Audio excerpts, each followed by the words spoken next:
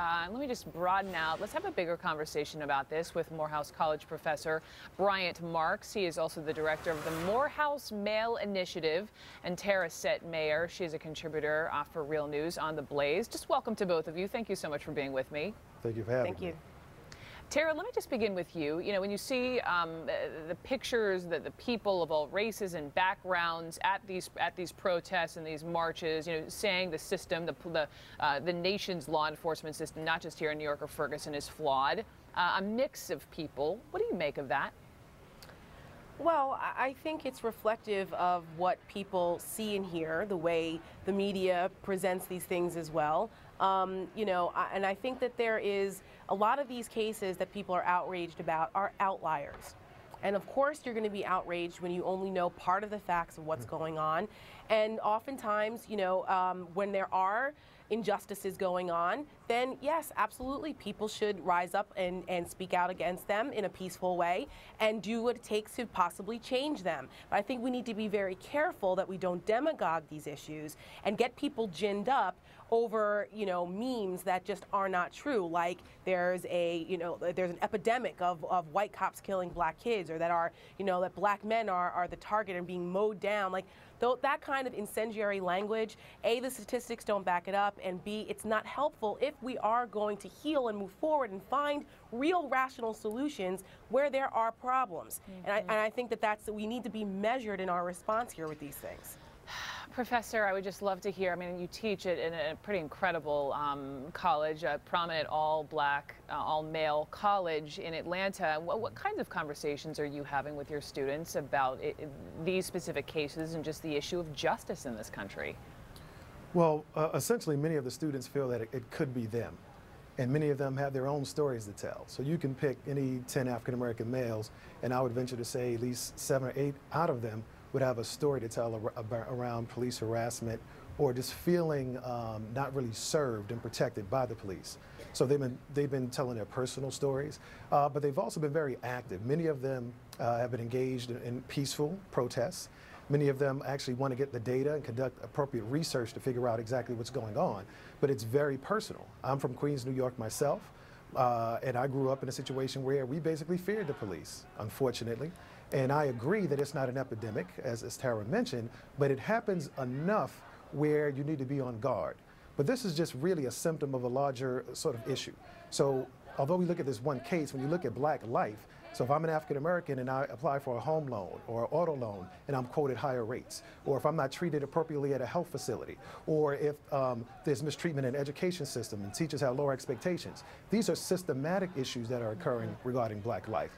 This one example is just sort of a grain of sand on the beach of this sort of larger societal issue around race relations. I had read that you had said you grew up in Queens and that, you know, you knew if you saw a police officer it wasn't a good thing, and even to this day as an adult, you know, teaching at Morehouse, you still sort of have heart palpitations. This is what I read you said, you know, when a police officer pulls up in a car next to you. And these are the stories I have been hearing in the wake of what we've seen in Ferguson, in the wake of what we've seen here in New York. And for both of you, I just want to play this clip. I had this fascinating conversation with this Wall Street Journal reporter, Gary Fields, earlier this week. This is what he shared with me.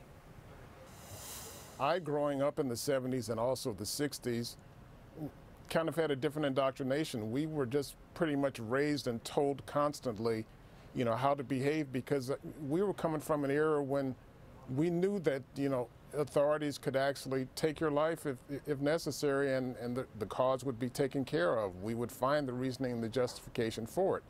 So, you know, I kind of grew up understanding that, you know, the rights that everybody else has, maybe you don't actually get to say the same things. You don't get to talk back if an officer stops you and you say, you know, why are you stopping me? And he went on then to tell me the story of, you know, a white friend of his who was pulled over by a police officer, and the person was sort of, you know, frustrated with the police officer for shining a flashlight in his car because they didn't want to wake up his newborn. He was sort of laughing with me that I never in a million years, you know, would have done that. And it just brings us to this conversation today, really looking seriously at potentially two separate, this is both of you, systems of justice for whites or blacks, or would it be for different socioeconomic groups? Tara, to you first. Well, I think socioeconomics have a lot to do with this also. I mean, are there injustices? Are there things about our justice system that are unfair? Absolutely. We don't live in a perfect world. But I think what's important is that we parse where those problems are and we look at them separately. You know, it's kind of the approach of how do you eat an elephant one bite at a time.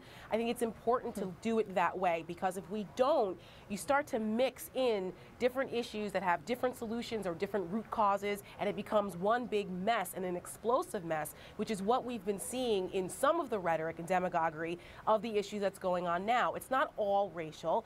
It's not. Is there some racial elements of it? Absolutely. But that's not the only reason.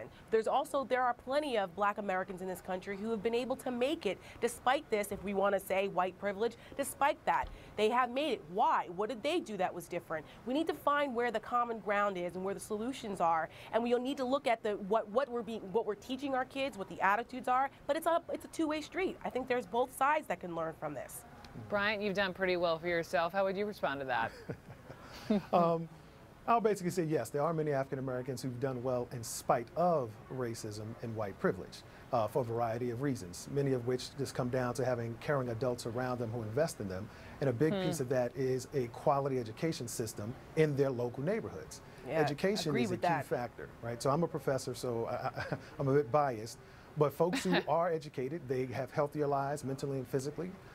They're less likely to commit crime, less likely to take and do drugs and become addicted to drugs, and all sorts of other negative outcomes. So if you're African American and you're living in a challenging or urban environment where the local schools are failing, underfunded, and not really invested in, then it's not a mystery why you'll get some of these outcomes. So I'm sorry, Frederick Douglass said education is the key to freedom. You're absolutely right. And New York City is a perfect example of where you had the success of charter schools and the Success Academy, but then you have people fighting back, saying that Mayor de Blasio, one of the first things he wanted to do was shut those things down. So if you want to, those are the conversations I think that are way more important, because you're absolutely right. It starts with at home, it starts in the education system, and when you are educated, you do make different choices, and that is the key to freedom. So but let me just clarify something real quick, though.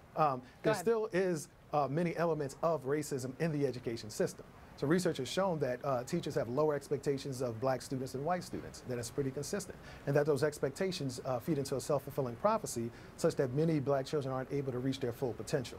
So we need to also reform the mindsets of the adults in the education ecosystem such that Black kids can reach their full potential. It was Professor Marks, your young the students are lucky. Low expectations. Bryant Marks and Tara Setmeyer, thank you both very much. I appreciate it. Come Thank back. Just ahead, will these police